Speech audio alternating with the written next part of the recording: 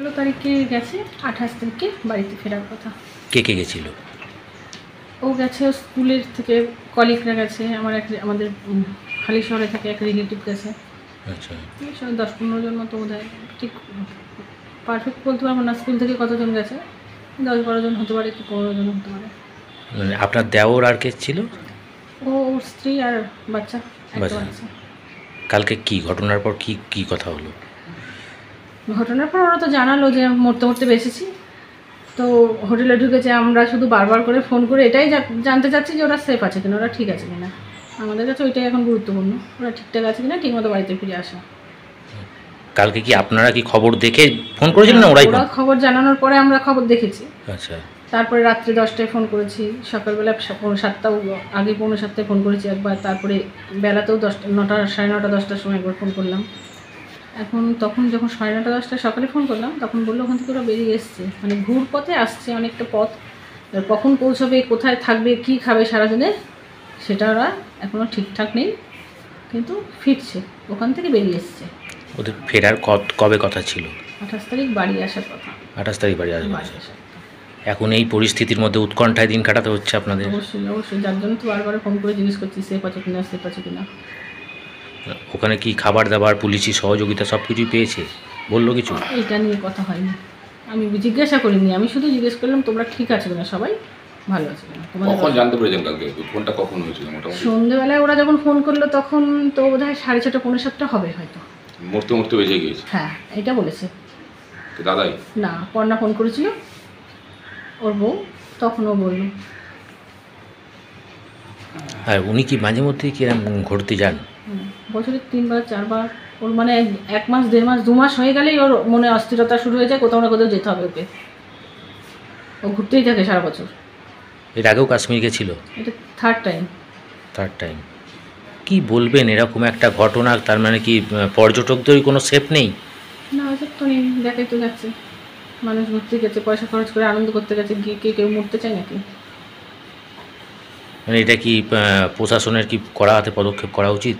সে আমি জানি না, আমি আমারটুকুনি বলতে পারি যে আমাকে বললে কেউ, আমি কখনো যাব না ওখানে, প্রশাসন কী করবে সেটা প্রশাসনের দায়িত্ব।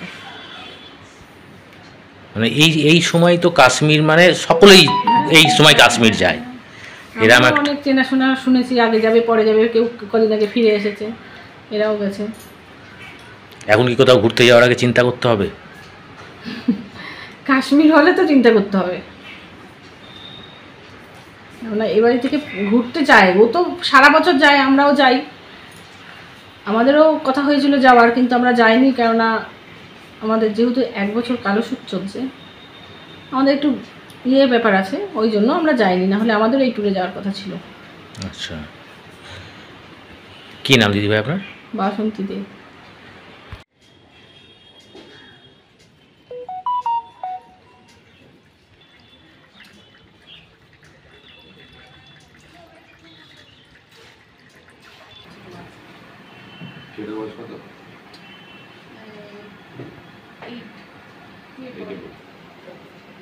লাস্ট কখন কথা হলো?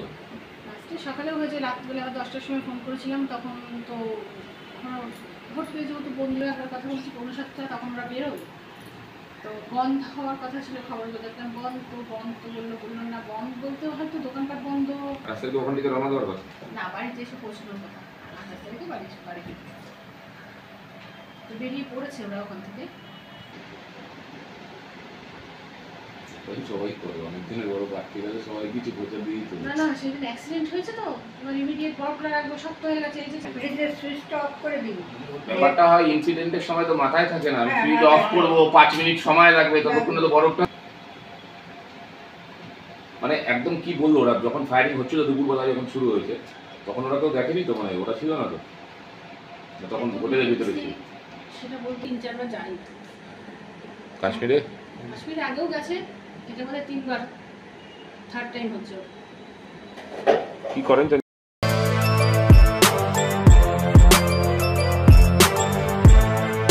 এখন অনেক বড় শ্রী লেদার্স হাওড়া ময়দান। আপনি কি জটিল কিছু সমস্যায় ভুগছেন, সমাধান পেতে চান? যোগাযোগ করুন প্রখ্যাত জ্যোতিষ ও তান্ত্রিক মনসারাম ভট্টাচার্যের কন্যা মনসা কন্যার সাথে। প্রখ্যাত জ্যোতিষ ও তান্ত্রিক মনসা কন্যা হাওড়া জানবাড়ি ও হাতিবাগানের নিজস্ব মন্দিরেও বসেন। যোগাযোগ 9830106967 আর 9239655323।